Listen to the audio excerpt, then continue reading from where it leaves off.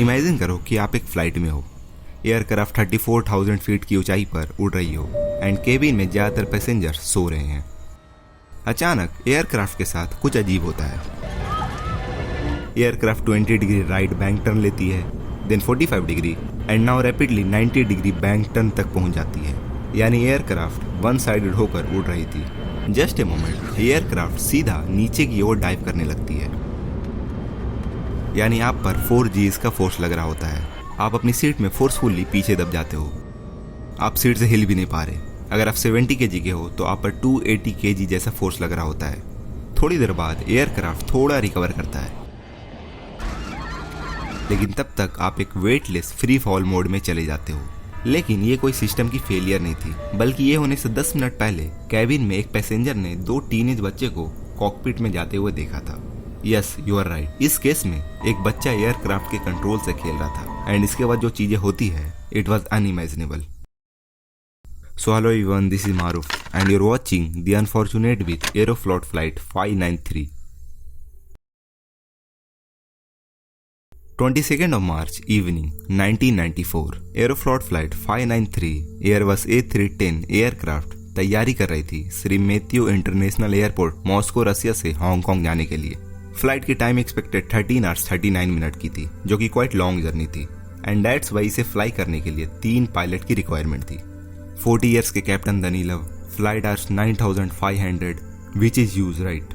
First officer Piskaryov age 33 and 39 years के relief pilot, जिसे हम को पायलट भी कह सकते हैं, कद्रिंस्की। एंड इसका नाम याद रखना बिकॉज स्टोरी में ये एक्सट्रीमली इंपॉर्टेंट कैरेक्टर है। इनके 2 टीनेज बच्चे थे और आज वो साथ में सफर कर रहे थे। 13 साल की याना और 16 साल का एल्डार, प्लस इन दोनों के अंकल भी साथ में थे, which is not that important. So total 63 passengers on board and 12 crew member including 3 pilot. Local time 8:39 o'clock evening. Aircraft runway से टेक ऑफ करती है। मौसम साफ था एंड टेक ऑफ के पहले 4 घंटों तक सब कुछ नॉर्मली चल रहा था। ज्यादातर पैसेंजर्स कैबिन में सो रहे थे। एज आई सेड, लंबी जर्नी थी तो कैप्टन अपनी शिफ्ट कंप्लीट करके कैबिन में चले जाते हैं रेस्ट करने एंड नाउ उसकी जगह को कैप्टन कद्रिंस्की ले लेते हैं। और अब मैं इन्हें एज ए कैप्टन कहकर ही एड्रेस करूंगा, ओके।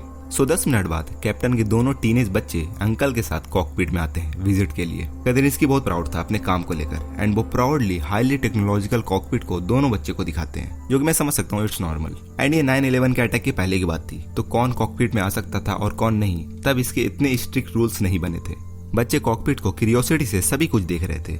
मिडनाइट 12:43 में कैप्टन को एक आइडिया आता है। वो अपनी बेटी से पूछते हैं कि क्या तुम मेरे सीट पर बैठकर एयरक्राफ्ट को उड़ाना चाहोगी, और ये कहकर वो अपनी सीट से उड़ जाते हैं। और इन एनी केस अगर वो उड़ते हैं तो उन्हें एयरक्राफ्ट के कंट्रोल को फर्स्ट ऑफिसर को देना होगा, बट उन्होंने ऐसा कुछ नहीं किया, बल्कि इस समय वो अपने बच्चे को सीट पर बैठा देते हैं। A big break of rules. First officer ये होते हुए देख रहे थे, बट वो कुछ नहीं करते, बल्कि वो अपनी सीट को पीछे कर रिलैक्स होकर बैठ जाते हैं। एंड क्योंकि इनका हाइट 5.2 था तो इनके पैर पेडल तक यहाँ से नहीं पहुंच सकते थे, और वो पीछे अंकल से कॉन्वर्जेशन करने लगते हैं। याना पायलट सीट पर बैठकर सभी इक्विपमेंट को क्लोजली देख रही थी। उसके बाद पूछते हैं, अगर तुम कंट्रोल व्हील को लेफ्ट की तरफ टर्न करोगी देन एयरक्राफ्ट भी लेफ्ट की तरफ टर्न होगा, क्या तुम देखना चाहोगी? लेकिन इससे पहले कैप्टन नेविगेशन से ऑटो पायलट मोड को ऑन कर देते हैं, जिससे एयरक्राफ्ट अब प्री प्रोग्राम्ड रूट को फॉलो कर रही थी, तो इसके लिए अब ज्यादा डरने की बात नहीं थी। कैप्टन नॉब से 15 डिग्री लेफ्ट को टर्न करते हैं एंड इससे aircraft 20 degree left bank turn लेती है। सिंस याना का हाथ कंट्रोल व्हील पर था तो उसे लग रही थी कि एक्चुअली वही प्लेन को टर्न करा रही है and it was magical feeling for her. In fact aircraft auto pilot mode में ही था, लेकिन कुछ रास्ते होते हैं जिससे पायलट स्टिल एयरक्राफ्ट के कुछ फंक्शन को कंट्रोल कर सकते थे, और ये एयरक्राफ्ट के विंग को टर्न कराने वाली फंक्शन काफी इंपॉर्टेंट थी। बेसिकली अगर सामने कोई स्टॉर्म आता है, तूफान वगैरह, तो पायलट बिना ऑटो पायलट को फुल्ली डिसएंगेज किए हुए वो इस फंक्शन का यूज करके विंग को टर्न करा सकते थे एंड या वो इस तरह से स्टॉर्म से बच जाते हैं। लेकिन इसमें एक पॉइंट है, याना जब तक पायलट सीट पर बैठी थी उन्होंने कंट्रोल व्हील पर सिर्फ हाथ रखा था, उन्होंने इस पर जरा भी फोर्स इनपुट नहीं किया था। याना के 7 मिनट तक कैप्टन के चेयर पर बैठने के बाद अब एल्डार की बारी थी सिस्टम को क्लोजली देखने की, एंड वो इसके लिए काफी डिस्परेट भी था। 16 साल का एल्डार कैप्टन के चेयर पर बैठता है और कैप्टन एल्डार को भी वही एयरक्राफ्ट के उड़ाने की सेम फीलिंग देना चाह रहे थे जो उन्होंने याना के साथ किया। लेकिन उससे पहले एल्डार कैप्टन से पूछ लेते हैं कि क्या मैं वो नॉब को खुद से टर्न कर सकता हूँ? हाँ, क्यों नहीं, बिल्कुल करो। और एल्डार वो नॉब को 15 डिग्री लेफ्ट को टर्न करता है। प्लस इस समय एल्डार कंट्रोल व्हील से लेफ्ट की तरफ थोड़ा फोर्स भी इनपुट दे रहा था। शुरू में ये तो इम्पैक्ट नहीं करता एंड अगेन वो नॉब को 15 डिग्री राइट की तरफ टर्न करता है। एयरक्राफ्ट की विंग थोड़ा राइट बैंक टर्न लेती है अगेन एल्डार कंट्रोल व्हील में राइट की तरफ प्रेशर देते हुए जा रहा था थोड़े फोर्स के साथ। प्रॉब्लम ये थी कि एल्डार इस प्रेशर को कंटिन्यू राइट की तरफ दिए जा रहा था एंड इससे ऑटो पायलट की लिमिट वैल्यू बढ़ जाती है। सो यहाँ पर थोड़ा टेक्निकलिटी को समझना होगा कि ऑटो पायलट एक्चुअली काम किस तरह से करती है। सो जब पायलट एयरक्राफ्ट के ऑटो पायलट मोड को ऑन करते हैं देन ऑटो पायलट के पास फुल अथॉरिटी होती है एयरक्राफ्ट के एल्टीट्यूड को मेंटेन करने की, एयरक्राफ्ट को टर्न कराने की, क्लाइंब कराने की या फिर कहीं एसेंड कराने की। इसी बीच pilot active auto pilot mode के बीच में इंटरवीन नहीं कर सकते अनटिल अनलेस कोई एबनॉर्मल सिचुएशन ना आ जाए। इन एनी केस अगर एबनॉर्मल सिचुएशन आती है, ऑटो पायलट खुद वो करने लग जाए जो उन्हें नहीं करना चाहिए, देन पायलट बीच में इंटरवीन कर सकते हैं। और इंटरवीन करने के कई रास्ते होते हैं depending on the type of aircraft. लेकिन इसमें एल्डार जिस तरह से कंट्रोल व्हील पर राइट की तरफ फोर्स इनपुट दे रहा था तो ऑटो पायलट समझता है ओके पायलट मुझसे कुछ कराना चाहता है और वो डिस्कनेक्ट कर देता है सिर्फ लैटरल चैनल को, सिर्फ विंग को टर्न कराने वाले फंक्शन को। But still auto pilot aircraft के एल्टीट्यूड और स्पीड को कंट्रोल कर रही थी। इसका मतलब ऑटो पायलट फुल्ली डिसएंगेज नहीं हुई थी and that's why Audible warning नहीं आती है, सिर्फ साइलेंट इंडिकेटर से शो होती है। और ये ध्यान देने वाली बात थी कि कोई भी पायलट इस चीज को मॉनिटर नहीं कर रहे थे जबकि उन्हें करना चाहिए था। फर्स्ट ऑफिसर पीछे अंकल से कॉन्वर्जेशन में एंगेज थे और कैप्टन कद्रिस्की याना से बात कर रहे थे।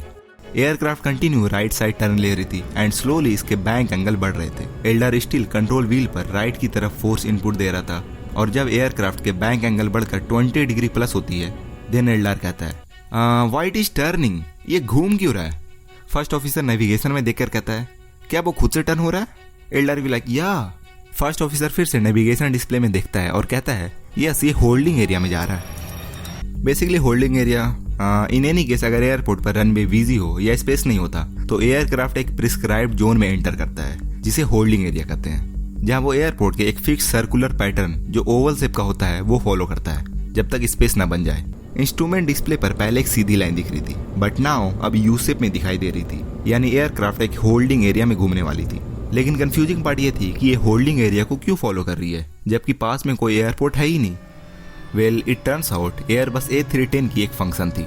जब सिचुएशन ऐसी बनती है जब एयरक्राफ्ट अपने इंटेंडेड रूट से भटक जाती है, लाइक ऑटो पायलट अपने प्लान रूट को फॉलो नहीं कर रही होती है, सो सिस्टम नेविगेशन डिस्प्ले पर फॉल्स ट्रैक लाइन शो करने लगता है, लाइक एक सजेस्टेड ट्रैक लाइन। सो एयरक्राफ्ट कह रहा है कि लाइक अगर आप इस रूट से नहीं जा रहे हो तो मे बी आप इस रूट से जाना चाहोगे, और ऑटो पायलट डिस्प्ले पर स्ट्रेट लाइन या सर्कुलर लाइन से शो करने लगता है। 20 सेकेंड तक दोनों पायलट इक्विपमेंट देखने और डिस्कशन करने में बर्बाद कर चुके थे। एयरक्राफ्ट 45 डिग्री से ज्यादा बैंक हो गया था और बढ़ते ही जा रहा था, जो ऑटो पायलट के मैन्यूवरिंग कैपेबिलिटीज से कहीं ज्यादा था। As earlier I said, auto pilot fully disengage नहीं हुई थी और एयरक्राफ्ट बैंक एंगल पोजीशन के हिसाब से स्पीड और एल्टीट्यूड को करेक्ट करने की कोशिश कर रही थी। 45 डिग्री प्लस बैंक एंगल होने के बाद अंदर में पैसेंजर पर 60% प्लस जीज ऑफ फोर्स लग रहा था।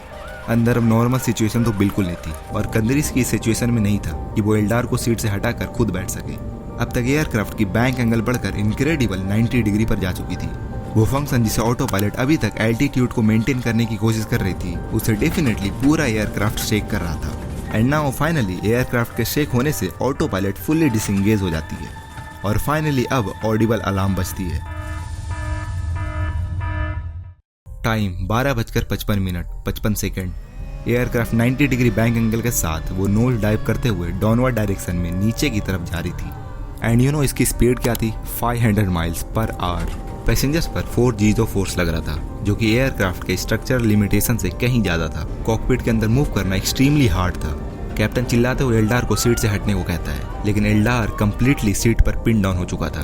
फर्स्ट ऑफिसर हाई स्पीड और सिचुएशन को फिक्सेट करने की कोशिश कर रहे थे, लेकिन इसके पैर पेडल तक नहीं पहुंच पा रहे थे। लेकिन इसके हाथ जरूर थ्रस्ट लीवर तक पहुंच पाते हैं। वो लीवर को पीछे खींचते हैं।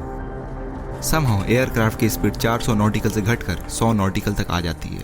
फाइनली अंदर की जीज ऑफ फोर्स कम होती है और एल्डार सीट से उठ जाता है और फाइनली कैप्टन कद्रिस्की अपने सीट को ऑक्यूपाई कर लेते हैं। अनफॉर्चुनेटली सीट बदलते हुए कोई एक लेफ्ट हैंड रडर को पुश कर देता है। सो ऑलरेडी सिचुएशन ऐसा था कि लो speed, full elevator back, left turn and now suddenly left rudder push हो चुका था। एंड देन हमें देखने को मिलता है एयरक्राफ्ट की क्लासिक स्पिन एंट्री, जो नोज डाइव करते हुए स्ट्रेट वर्टिकली नीचे जा रही थी। इस पॉइंट तक अंदर की जीज ऑफ फोर्स 0 हो गई थी। इसका मतलब सारे passengers everyone free fall weightlessness का एक्सपीरियंस कर रहे थे, जैसा कि कोई स्पेस में 0 ग्रेविटी में एक्सपीरियंस करते हैं।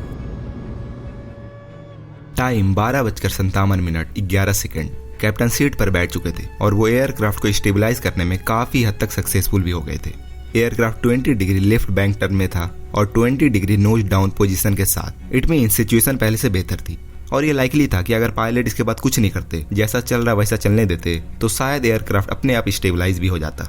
लेकिन उल्टा एलिवेटर को फिर से खींच लिया जाता है अपनी मैक्सिमम डिफ्लेक्शन तक, ये उम्मीद करते हुए कि एयरक्राफ्ट अब ऊपर की तरफ जाएगी। लेकिन एयरक्राफ्ट की इंजन उतनी स्ट्रांग नहीं थी, वो इस चीज को हैंडल नहीं कर पाती।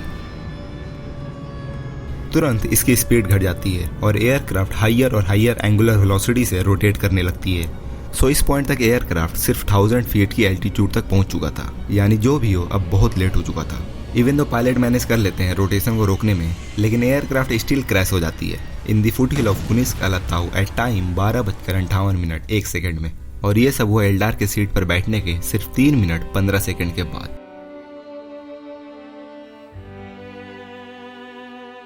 ऑल 75 पैसेंजर्स इमीडिएटली क्रैश में मारे जाते हैं।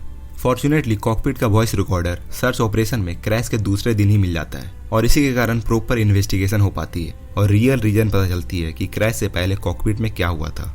और इसी डिटेल्स को पढ़ते हुए मैं आपको ये ट्रेजिक स्टोरी बता रहा हूँ। हालांकि एरोफ्लॉट एयरलाइन ये एलिगेशन से शुरू में इनकार कर देती है कि 2 बच्चे इनके कॉकपिट में थे, लेकिन बाद में कॉकपिट वॉइस रिकॉर्डर प्रेस में लीक हो जाती है और आखिरकार उन्हें एडमिट करना पड़ता है। ऐसे हादसे हमें याद दिलाते हैं कि जिंदगी कितनी अनिश्चित है, कितनी अनप्रिडिक्टेबल है। बोर्ड करते हुए पैसेंजर्स में किसी ने भी इमेजिन नहीं किया होगा कि ये हादसा उनका इंतजार कर रही है। एक बच्चे की गलती या फिर कहीं एक पायलट की सिली मिस्टेक के कारण कई परिवार तबाह हो गए। I am not sure actually, पर मुझे लगता है 90s में ये कॉमन था। पायलट अपने बच्चों को फ्रीक्वेंटली कॉकपिट को विजिट कराने लाते थे। So anyway, please subscribe to this channel. You know, it takes a lot of time to make a single video. And thank you for watching.